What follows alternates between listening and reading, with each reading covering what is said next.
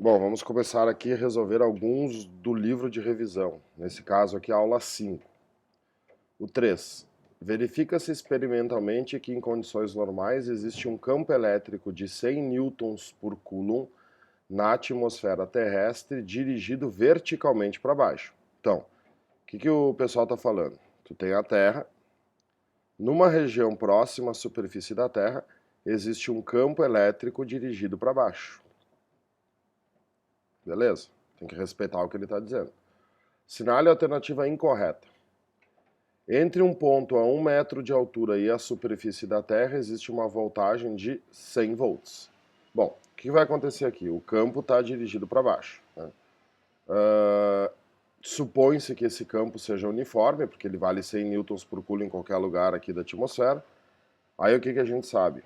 Que a diferença de potencial entre dois pontos no campo uniforme é campo vezes distância. Quanto é que vale o campo? 100 newtons por coulomb. E quanto é que vale a distância desse ponto que ele está dando aqui? 1 metro de altura, né? Se tu pensar, o campo é para baixo, as superfícies equipotenciais cortam as linhas de força. Até vou fazer mais umas linhas aqui, para ficar igual na aula. Tu tem um campo uniforme dirigido para baixo, né? E aí o que acontece? As superfícies equipotenciais são perpendiculares às linhas de força. Então aqui tu tem uma superfície, aqui tu tem outra superfície, e assim sucessivamente. Então se tu pegar um ponto aqui e outro ponto aqui, e a distância, a altura entre esses pontos for 1 metro, na realidade tu está medindo a distância entre duas superfícies equipotenciais. Por isso que aqui tu pode colocar 1, e aí a diferença de potencial entre esses dois pontos será de 100 volts. Então a letra A está correta. O que diz a B? Íons positivos no ar tendem a mover-se para baixo e os negativos tendem a mover-se para cima. Cara, vou desenhar aqui de novo porque aquele exercício ficou poluído. Ele está dizendo que na superfície da Terra tem um campo dirigido para baixo. O que a gente sabe? Cargas positivas andam, movem-se a favor do campo. Então, se eu largar próximo da superfície uma carga positiva, ela vai descer. Se eu largar próximo à superfície uma carga negativa, ela vai subir. Então a letra B, íons positivos movem-se para baixo e negativos para cima. C, uma carga de 100 microcoulombs experimenta uma força de 0,01 newtons. Campo é igual a força sobre a carga de prova. O campo vale 100 newtons por coulomb. A força tu quer saber e a carga é uma carga de 100 microcoulombs. 100 vezes 10 na menos 6, ao expoente. 100 vezes 100 é 10 na 4. Então eu vou ter 10 na 4 multiplicado por 10 na menos 6. Isso vai dar uma força de 10 na menos 2 newtons. 10 na menos 2 newtons corresponde a 0,01 newton, ou 1 centésimo de newton. Letra C correta. Letra D. Uma gota de chuva adquire polarização, ficando positiva na parte superior da gota. Não. A gente acabou de ver aqui que as cargas positivas descem. Se o campo é para baixo e eu desenhar aqui uma gota de chuva, vou fazer aqui uma gota de chuva.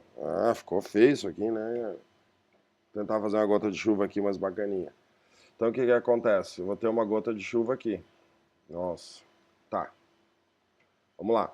As cargas positivas tendem a descer. Então essa gota de chuva vai ficar polarizada.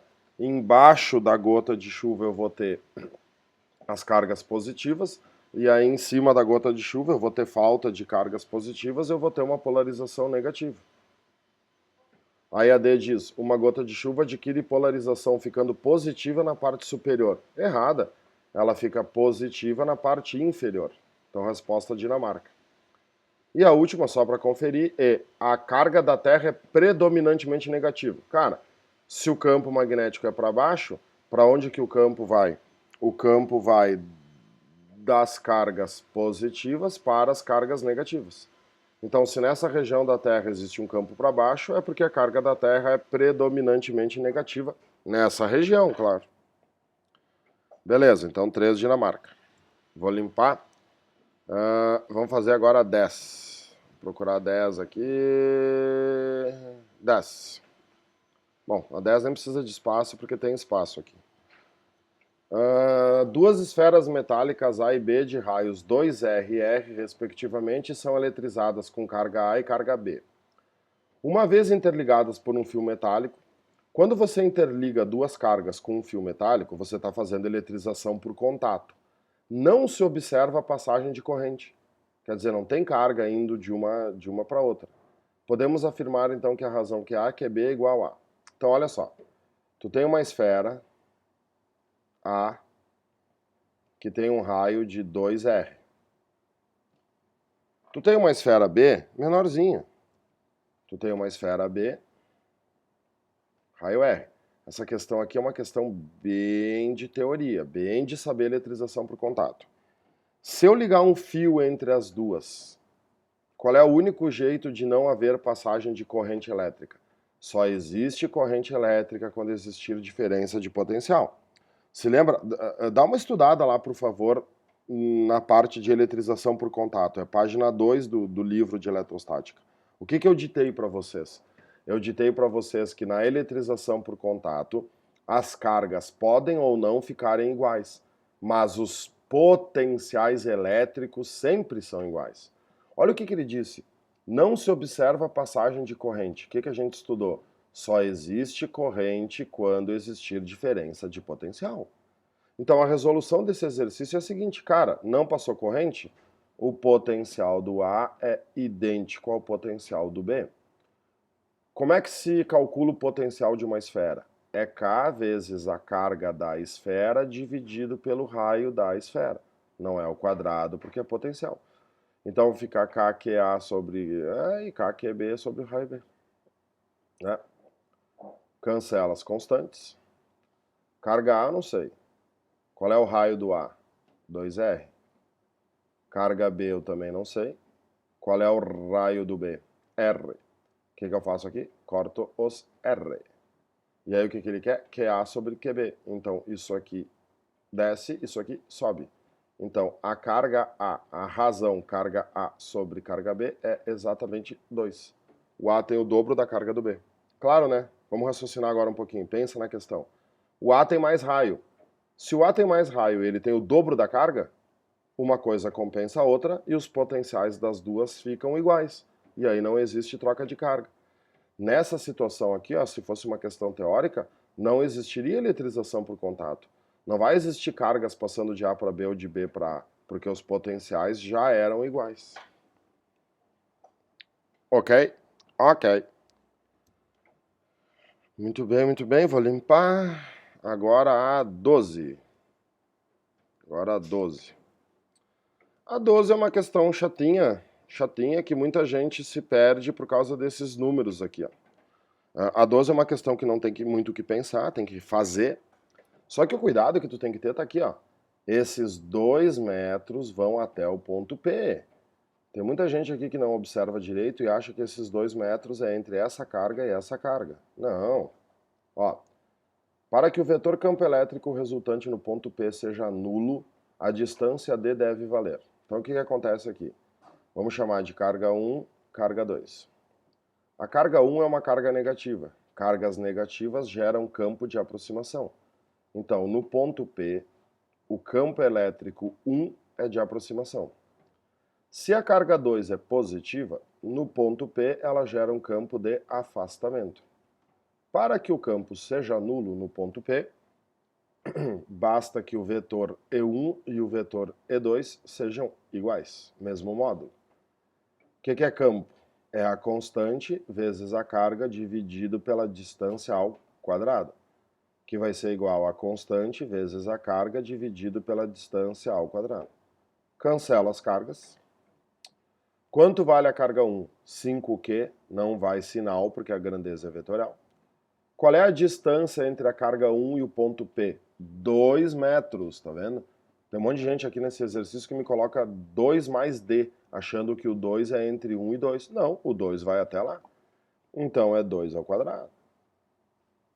A outra carga vale Q e a distância é D ao quadrado. cancela, cancela, né? O que vai acontecer aqui? Eu vou ter o d sobe, né? Fica 5d ao quadrado igual a 4, 2 ao quadrado, 4. Fica que a distância ao quadrado é igual a 4 quintos. Essa é uma questão que eu peguei de um vestibular de São Paulo, aí eles provavelmente liberam a calculadora lá, né? Porque aqui eu vou ter 4 dividido por 5 é 0,8. Aí a minha distância aqui será raiz de 0,8. Se fosse uma questão aqui do Rio Grande do Sul, eles deixariam provavelmente a resposta em raiz de 0,8 metros. Raiz de 0,8 metros é aproximadamente 0,89 metros. Letra C, Canadá. Uma questão aritmética, bacana para treinar. Vou limpar, agora vamos para 17, nessa série aqui de 5 questões que eu estou resolvendo. Questão 17. Uma carga elétrica pontiforme gera um campo de módulo 8 vezes 10 na 5 em um ponto situado a 2 centímetros dessa carga. O campo gerado por essa mesma carga em um ponto situado a 4 centímetros dessa carga será... Bom, essa é uma questão relativamente simples para quem está ligado lá nas proporções, né? A gente tem uma carga elétrica, seja ela positiva ou negativa, a questão não diz. Há uma distância de 2 centímetros dessa carga, 2 centímetros, o campo vale 8 vezes 10 na 5, né? O que ele quer saber? O campo gerado por essa mesma carga é situado a 4 centímetros da carga. Então, para cá, eu vou ter que ter mais 2 centímetros, né? Mais 2 centímetros. Qual é a minha pergunta? O campo aqui. Qual é o jeito mais fácil de fazer isso aqui? Pensando, né, pessoal? A distância daqui até aqui é D. A distância daqui até aqui é 2D. O que a gente aprendeu nas tabelinhas? O campo é inversamente proporcional à distância ao quadrado. O que aconteceu com a distância? Dobrou. Se a distância aumenta 2 vezes, o campo diminui 4 vezes. Dá uma olhadinha lá naquelas tabelas de proporção, de proporcionalidade. O campo inversamente à distância ao quadrado, é o jeito mais fácil de fazer. Então esse campo de 8 vezes 10 na 5 vai ter que ser dividido por 4. 8 dividido por 4, eu tenho 2 vezes 10 na 5. A distância aumentou 2 vezes, o campo diminui 4 vezes. Então, resposta correta, Dinamarca. Beleza? Beleza. E agora vamos para a 18. Que está escondida aqui. 18. Quando uma nuvem com excesso de elétrons passa sobre um para-raio, a extremidade superior deste C. Bom, para-raio nada mais é do que eletrização por indução. Então, o que nós temos aqui? Uma nuvem. Diz o exercício que essa nuvem tem excesso de elétrons. Então, essa nuvem é uma nuvem negativa. E aí? Tu tem uma região da Terra onde existe um para-raio. O que a nuvem faz? A nuvem cria uma polarização.